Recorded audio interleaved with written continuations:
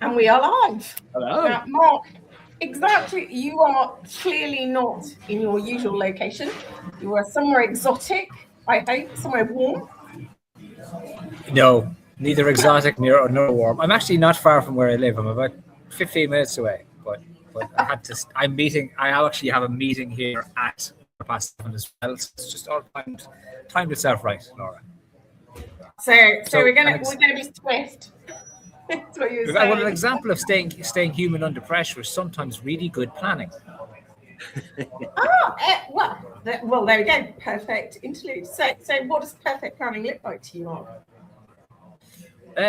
It looks like allowing for when things can go wrong, but ensuring you have a plan to deal with a lot of different things that are going on.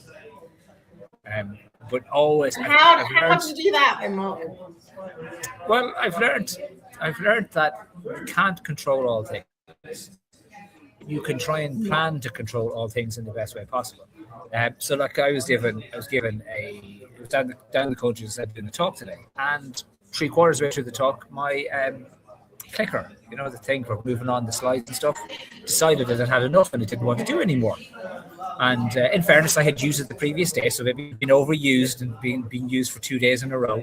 And but you can't plan for that, so you just be able to adapt and go with it and do it, right? But you still plan by making sure you have all the technology and it's working in advance. So for me, like, you're doing talks, you're giving a talk. If you aren't prepared for the things you have to do and for the things that might go wrong, then there's where you lose it, because there's where you lose being human under pressure, because the pressure begins to overwhelm you in those spaces. So, but do you think is it all down to the prep, or is it sometimes that we just get caught up in it and we don't notice? Well, I absolutely like. Is it all down to the prep? No, because things go wrong, and you can be there in a situation and somebody starts asking questions or something happens and suddenly you're not prepared for this. What do you do? How do you cope? And it becomes a how do you cope piece, right? And I don't think maybe the public speaking isn't a great example for where things don't work, because I'm quite comfortable in that space now. To the point where I was going in yesterday, I was actually nervous. I was like, why am I nervous? I'm never nervous doing these things. What's going on here? And I was actually, thinking, what if it doesn't work? What if it goes wrong? I was like, wait a second.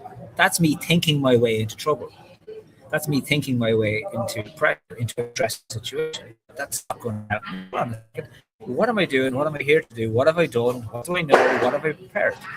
Okay, that's where I start, and that's where I go back to it. But that was me catching myself because I've done this before. Whereas if I go back to doing this 3 years ago or 4 years ago when I was first doing it, and I started thinking, God, what if this goes wrong? Then the next thought is, oh my God, it might go wrong. And the next thought is, oh God, what if this happens? Oh my God, what am I going to do? And it's just suddenly we've lost ourselves. Kelly said, I just cry. Stop in my tracks and cry. Sometimes, Kelly, that's all we've got, right? Total pro mood. Kelly, when you say that, I was doing a talk about mental health for men and well-being. So crying might have been a very good example of dealing and experiencing our emotions at the time. So maybe I should have thought of that. She just broke down going, oh my God, I can't believe it. Sit down, I don't know, because I guess the thing I've gone to is, so we can prepare and we can be in the moment, but even when we're in the moment and we've sort of kind of done some preparation, so we're sort of some way in control, we can still end up on a slowly drifting. What happens? Where, I don't know. Is that something that happens, or is that just totally down to preparation? So you mean, how do we end up drifting just generally in life? Well, so if you take Mark's situation where he's just described, he prepared, so therefore, yes, 3-4 years ago when he stepped into this space for the first time, it was nerve-wracking, everything else, but he recognised preparation made a difference. to be in control of what he can control, but then you recognize that there's always going to be a bit that you can't. But is it that simple, or is it, you know, that it can be quite easy to drift in that scenario? Is there something that, you know, you've done all that you can, and that, you know, everything, you stand in that space, whether that's a meeting, whether that's a talk, whatever, but there's still something that could allow you to drift without you even really realizing? Yeah, and so I guess it's focus on your direction of travel and what you're trying to achieve, and everything. I don't want to put words in Mark's mouth, but I imagine in his preparation for this, it was all geared towards an end goal, right? What do I want to, what am I trying to get out of this? Where am I taking this? What is this talk through for? What journey am I taking people on here? And therefore, when everything does go, when things do go wrong and life throws some curveballs at you and tech fails or power fails or nobody turns up or somebody turns up you weren't expecting or somebody asks you a question you weren't expecting, you can bring yourself back to your direction of travel because you know what that is. You're very clear about that. And it's the same with life. And I think that's how we end up drifting, is when we lose sight of what it is we're trying to achieve. Or sometimes I think what happens is what it is we're trying to achieve has changed and we haven't changed with it. So we've set a course and we're off on this course, but actually the course we've set, we've long since got where we wanted to go. And then we just drift because we don't have a direction of travel anymore. We're not exactly sure what we want to get. So I imagine in Mark's situation, he understood, right, this is the message I want to get across. This is the journey I want to take them on. These are the things I want to leave them with. And then whatever happened around him, he could just keep coming back to that. And I guess that's it. I'm glad you corrected yourself down from pretty much saying everything was wrong too, you know, like slightly bringing it back, and, you know, when you really check in with yourself. But I think you're right. It's, you know, I think often we lose sense of that direction of travel. Because well, one, I'm not sure sometimes we've even really assessed what it actually is. Secondly, I think sometimes it evolves because we have experiences and we don't reevaluate. And this is something Kelly and I have been like chatting about in various different exchanges of comments around where does it per se go wrong. And I think some of it is because we never really put it in place in the first place. We never, you know, we kind of went along with the flow and that was suddenly the direction of travel. So we were almost caught on the crest of the wave, but it wasn't really ours to own. Secondly, I think life things happen and then we never really check back in with what we said in the first place. Was that still true? Was that still relevant? Was that still where we want to be? And I think all of those things end up, you know, taking us on this path where we suddenly find, before we know it, we're so busy, we've drifted, and we wanted to be in this direction of travel, but we're actually over here. And then that space becomes the disconnect. And I think that's, you know, what both of you are saying. Correct me if I'm wrong, but that's kind of what I'm hearing. And I think that, you know, how do we define that direction of travel, keep on track of that direction of travel? So it doesn't matter how deep the swell is around us, how do we hold on to that so that we know what we're in control of, so we know what we can do with that, so that we know we won't get swallowed into the drift? Big question. Okay, guys, over to you. Look, it is a big question. And the sessions I was doing over the last couple of days, most of the first half of the session was a 2-hour piece. So most of the first half is about awareness and awareness of where we are and how we are. At one point, and if I would trust my technology, I'd pop a picture up on the screen right now, and it's of me dancing at a wedding, right? And I can't dance, so it looks bad, but I'm also quite overweight. And my example, and I use it as an example because I'm talking about how the fact that I was stressed, I was working long hours. I was eating really badly. I had picked up knee injuries and I couldn't train. I was always been someone who moved.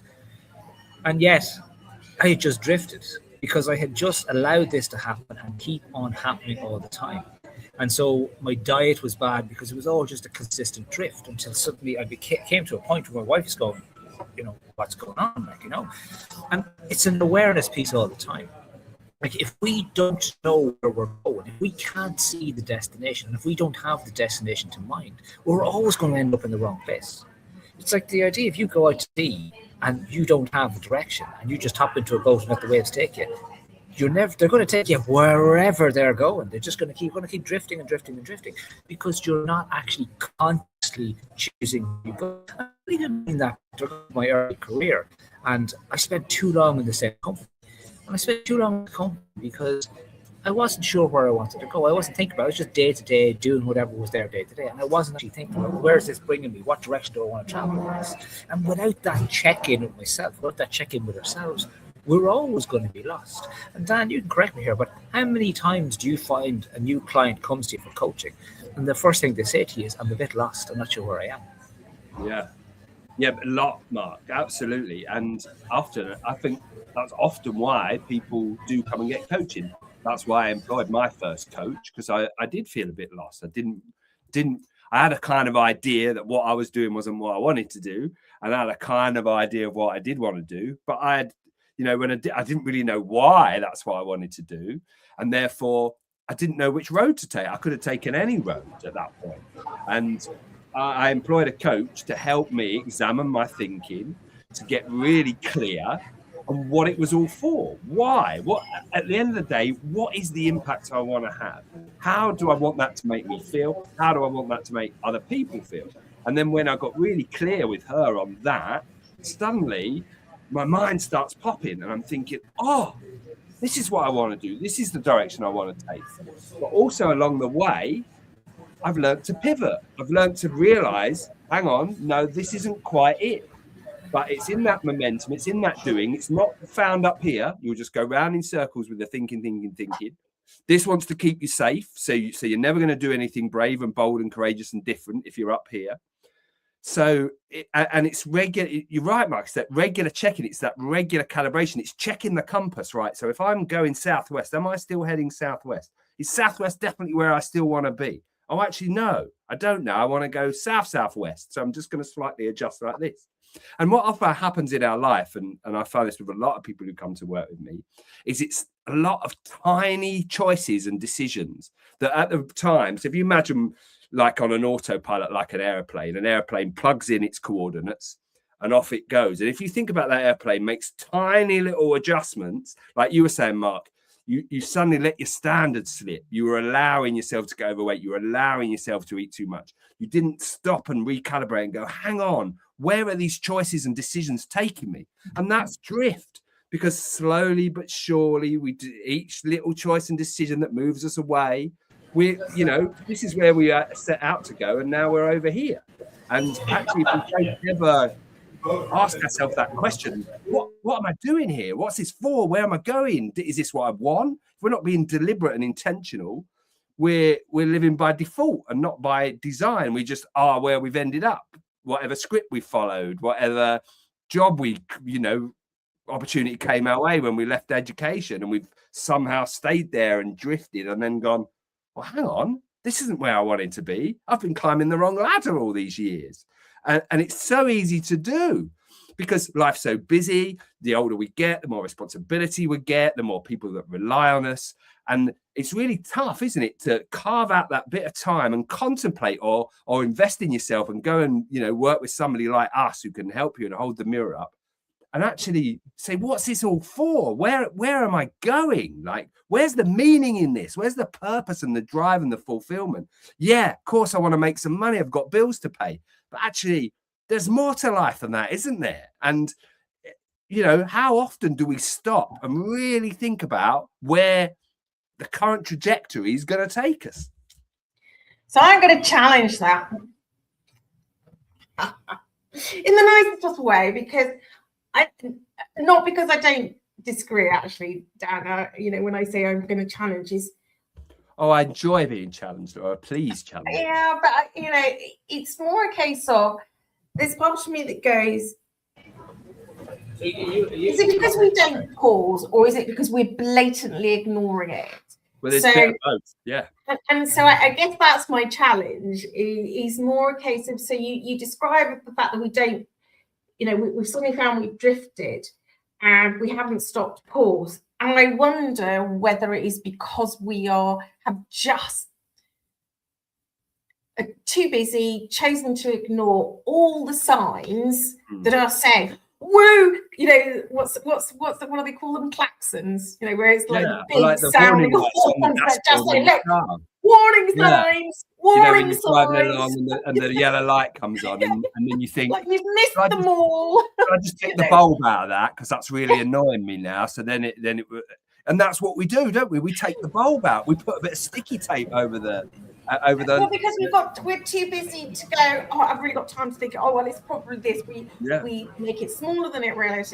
And so, and I think, I've been in a conversation today, which was the conversation somewhat is immaterial, but the whole conversation was focusing on the behaviors and the symptoms. And I'm going, but unless you get back to the root cause, we're always going to continually be making quick tweaks here, there, and everything. Where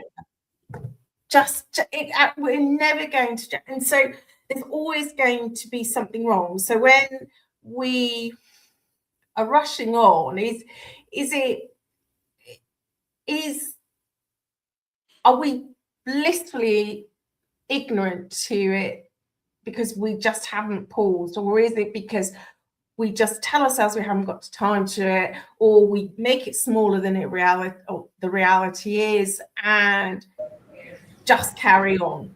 And I guess there's so much cost in doing that, not only to ourselves, but to others, to the organizations that people work in or work for. When we do that, that's the bit that I question. It's like, what do we do with that? Because that's where drift is not only bad for ourselves, but the world around us. But Dan hit on an important word as he was talking there, and about how we make decisions. And one of the reasons why we drift is because we've stopped making decisions. We've stopped actually consciously choosing the next thing. And we feel we're making decisions, but we're actually making them by not making a decision. We don't realize that. So where we end up is entirely our responsibility, because we have abdicated our responsibility for where we end up. And the klaxons are there. Like, it's very interesting how no one ever arrives in the space where they want to do something different, not knowing why they're there. They know something's not right, and if we can't hear the klaxons, we can certainly feel the vibrations of the klaxons. But we are choosing to ignore it, because to deal with it is often harder than it is to continue on the drift. Because the drift is small, it's bit by bit by bit, but to change it is big. And my God, we love the familiar. We love the easy. Even if it's a pile of crap, we know, hey, this is my pile of crap. And if you don't mind, I'm going to keep doing my pile of crap. It's like that classic line of, I'm going to protect. It's like if you could walk in anyone's shoes for a day, you'd pick your own again. Yeah, because this is the pile of crap I'm used to. I can't deal with your problems. I have my own. I want my own back because I'm used to those. Do you know what? They fit really nice. They fit really snugly. And look, oh, there's a chocolate bar in this pocket. Great, I want that. It's just nice. And that's where we get into that space. So we are deciding all the time, but we're not consciously doing it. We're letting the things happen, but that's our own decision, because we've abdicated that responsibility. And it comes down to a responsibility piece. And sometimes why we drift is because we've also created an environment around ourselves that no one's going to challenge us. That could be from a workspace because we're the boss and no one's willing to challenge us. It could be from a home space because maybe our attitude isn't right. Maybe we get a bit angry at stuff because we don't like to be challenged. So we allow things to change. That example I was saying earlier about me, that changed for me was my wife said. My wife challenged me. It was very blunt in challenging me. She actually said to me that look at this. She actually said to me, what did he want to do if he had stayed alive? And he passed away at 57. And he said when he was dying. I said, I just want to be around long enough to see my kids growing up, And she said to me, well, is that what you want? Because if you don't change your life, that ain't going to happen. I said, Jesus, that was quite a kick in the head, but it was 100% right. And she had tried to talk to me, and she had tried to tell me in loads of different things, you're unhealthy, you're not doing the right things, you're working too late, you're too stressed. Oh, just over my head, didn't matter. But then when she said the right thing, I went, oh my God, you're absolutely right. Because it was something that really mattered to you. And it was something that you... Yeah, that mattered. And that's what sparked me into life. Yeah. And I guess that's the thing, isn't it? Is what is that moment? I mean, Dan, you and I both talk about direction of travel, because I don't use the word goal, because sometimes in life we can't always define what the goal is, just because we have lots going on. But direction of travel we can do. But that all said, sometimes how do we hold that grounding to know that the direction of travel is right? I think, Mark, you're absolutely spot on, because until we have that conversation with somebody we trust who can challenge us in a way that really recognizes something that matters, in your case, to you, that will change the direction of your travel. I guess that's the point, isn't it? It's like, how do we get, I don't know, where am I going with this? I guess what I'm trying to say is, in order to stop the drift, what is that point? What is that thing that we have to hold on to grab for? Is it because somebody else is checking us out? But that's not quite what I mean, but you know what? Yeah, I know what you mean. Checking in with it. In that way, yeah. In a safe space. Is it what is that's going to get us back? I think Charles has made a good point here, Laura. I've just seen that, and I'm absolutely with that. That's it. It's how you feel.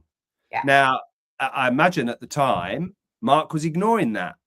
He'd have been low on energy. He'd have not felt 100%. good about himself, but he'd have avoided that instead of and stuck with what was familiar, and his brain and his mind would have rationalized it and said, mate, you're busy.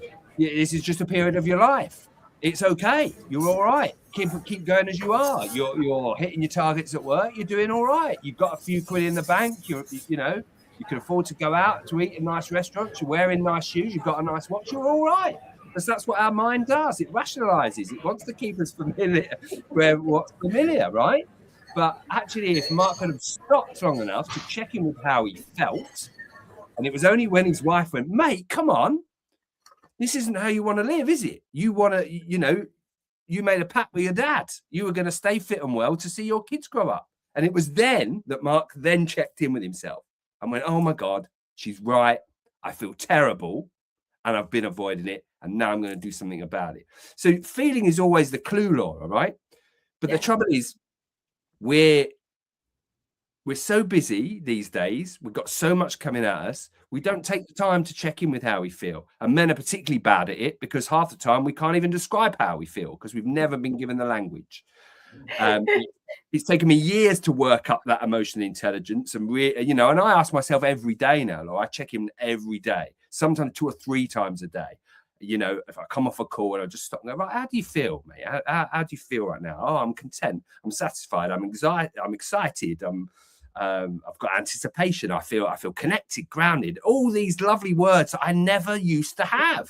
I would, you'd have asked me 7, 8 years ago. In fact, I remember doing a BBC leadership training when I worked there, and it was emotional intelligence. And the woman started, and she went around the room. Right, everybody, how do you feel? And it got to me. I was about 3rd or 4th. I couldn't tell her. I said, "Oh, I'm sort of neutral. I'm all right." She said, "That's not a feeling." I was like, so I couldn't tell her. I didn't know. If it wasn't. If it's any consolation, Dan, I don't know whether I've ever been able to describe my feelings in one word.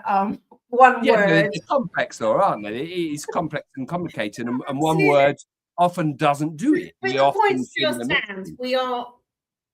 We don't acknowledge it. Invariably, and that's the clue, Laura. And that's the clue. We often override, Yeah. we rationalize, we use logic, we use reason. It seems smart, but actually, we're overriding our emotions, as Charles pointed out. That's the message. That's the light on the dashboard. Whoa, there's something you need to look at here. And we cover it up and go, no, I don't. I like this. What's familiar? I know it. I'm in my comfort zone, even though it's painful. It's fine. It's mine. I'm carrying on. But I also wonder whether there is an element of, because we don't do that, there's an element of, oh, well, if I feel, what will happen? Yeah, it becomes scary. We don't know how that's going to unravel. Oh, yeah. Yeah, what am I going to allow if I suddenly experience emotion? Like one part of the thing I was doing today, I put up a wheel of different emotions. And I joke and I say, but obviously we're all men in the room, so we have anger and then neutral, and that's it in its total. There's no other emotions that we have on this wheel, you know? And I joke all the time about, like, you know, how do we understand this? We have to experience what we're feeling. But again, nobody here needs to do that because we don't have feelings, right? Yet I keep on mentioning the word feeling. And what's interesting as we say this, I remember one of the very first guys I was coaching, and he was running a construction company. And I asked him a question. I'd ask him another question. He goes, "You're always bloody asking me how I feel. Will you stop doing that?" I was like, "Yeah, I am, haven't I? I am asking you how you feel. I am asking you, you know." And it came out in him in joking, but also in anger, because he couldn't answer. He couldn't find a way. It's frustrating, isn't it?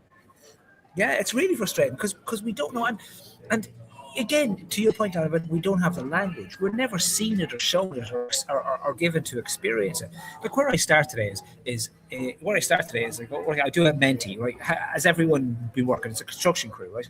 Has anyone here worked in pain in the last month, right? And they do a Menti, and it comes up that of the 150 people in the room today, there was 50 people were fine. 70 of the people had, you know, at one point, and 30 people every day, right? We're working through physical pain. I said, that's fine. Right. How many of you are in emotional pain or mental pain? Can you answer that question? Silence. Of course it's silence. Because we don't know. But just the starting point and then into the next point. And that's a lot of the challenge, Laura, that we just don't know.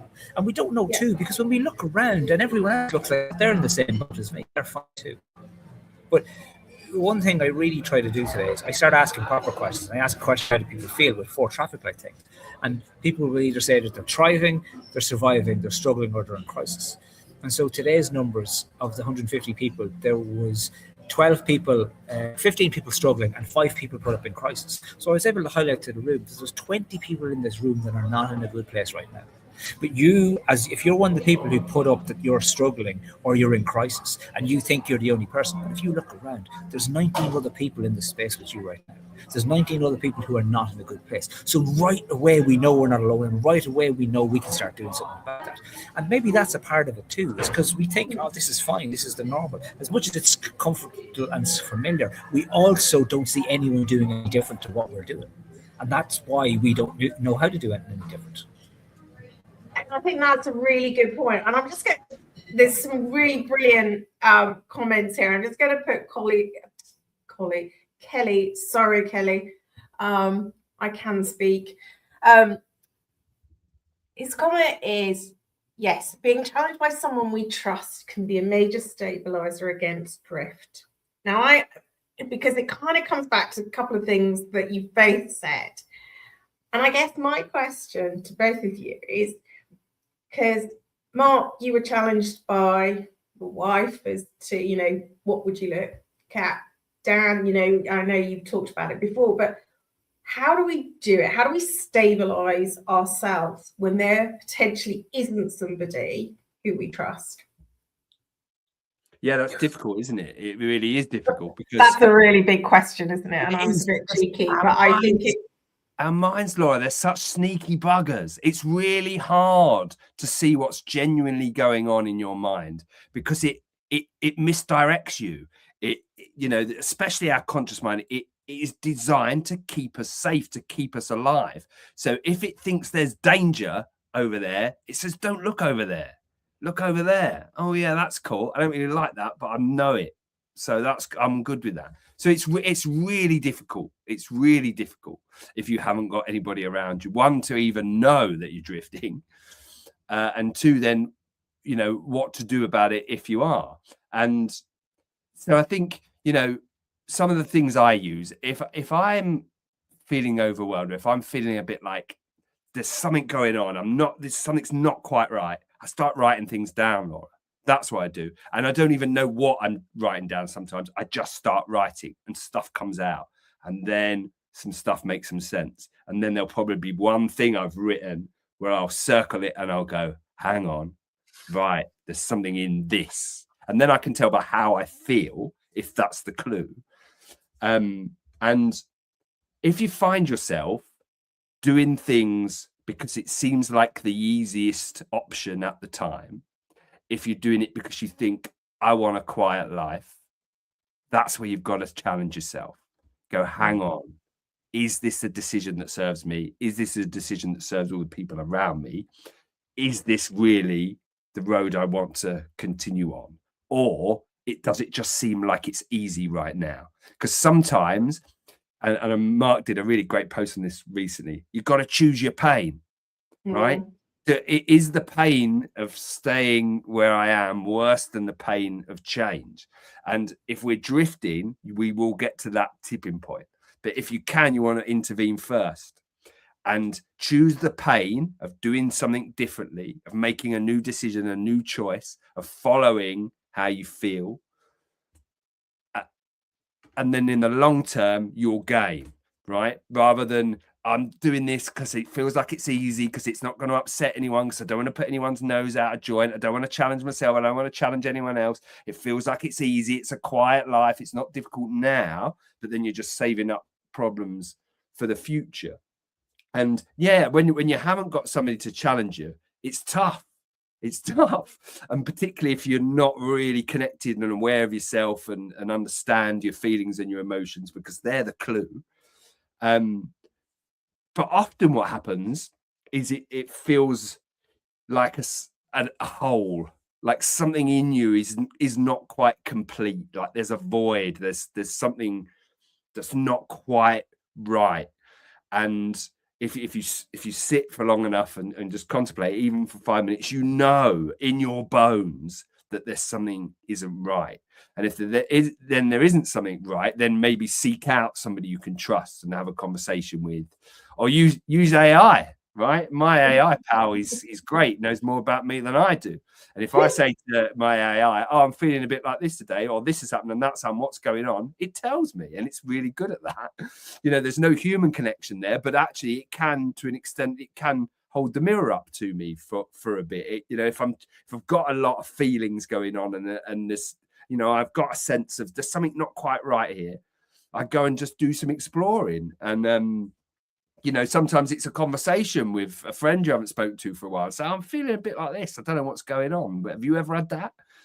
And just start to explore, pull on the threads and feel the fear and do it anyway. Yeah, it's going to feel scary. It's going to feel strange. It's going to feel difficult. Actually, what pain is worse? That pain of changing your direction right now and doing something different, or of ending up 10 years somewhere you really don't want to be, even more entrenched, even less able to get out of it, and flipping miserable. I'm just going to pick up on a point that Charles has said. One of the things that happens is that our identities are tied to forward motion. And, because I think it slightly picks up to what you're saying, Dan, this sort of void that appears.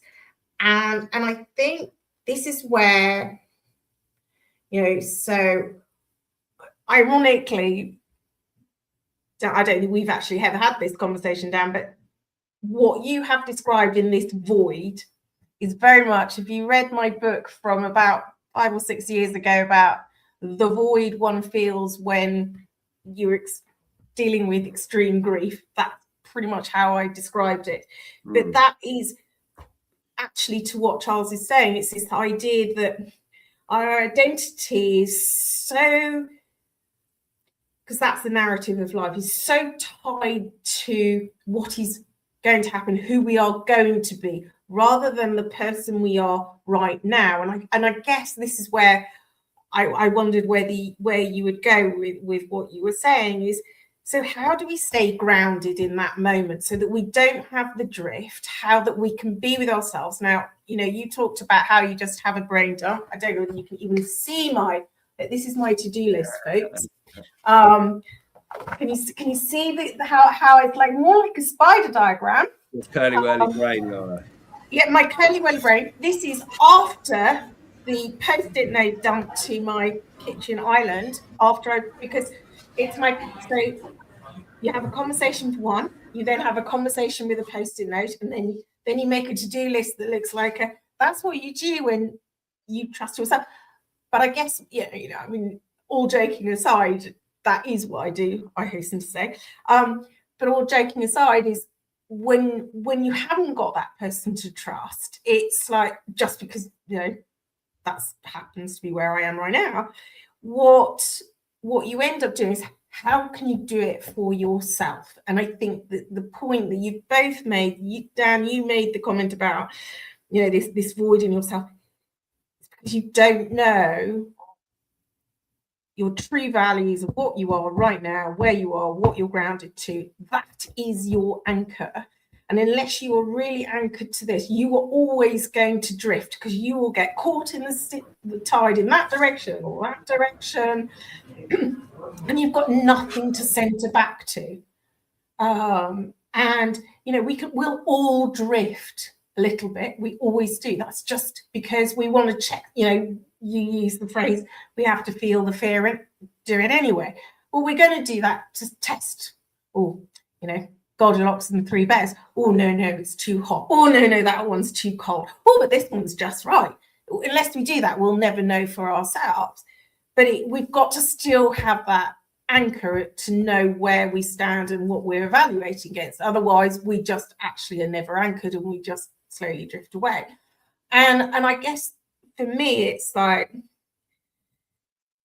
that drift happens to everyone. Just sometimes we lose sense of where our anchor point is, and how do we re-anchor ourselves if we are not clear where we were to start with. It's a big question. Laura. I'm conscious. I've got to go in 2 minutes. I'm really conscious that you're on the way home, and Dan probably has a client, but that one we can pause until next month. But as ever. Well, there we go. There's the title of the next episode. Yeah, well, there we go. I've got to come up with the next one, but I can't remember. So it will be about the 20-something of April. And the word you used there, Laura, which is key, is value, isn't it? What do I value? What do I really care about? That's the grounding and the centering, isn't it? And we have to recalibrate that as we go along. And because to Charles's point about identity, we anchor ourselves to identities all the time, and that's why we're drifting, because it's the wrong identity. One of the reasons why the story I have was tell, because my identity was that I work hard, that I'm always available. That was my identity. So therefore, I had to work hard to be available to match that identity, and that's what my brain was telling me to do. But that was the wrong anchor. So as much as we're drifting, we can be anchored to the wrong thing, and that thing is floating in that direction, and it's pulling us in the wrong way because we've got the wrong anchor. But let's continue the next time. Yeah, absolutely. Thank you ever so much, guys. It will be about the 28th of April, based on the calendar. Magic. See you later. Thanks, guys.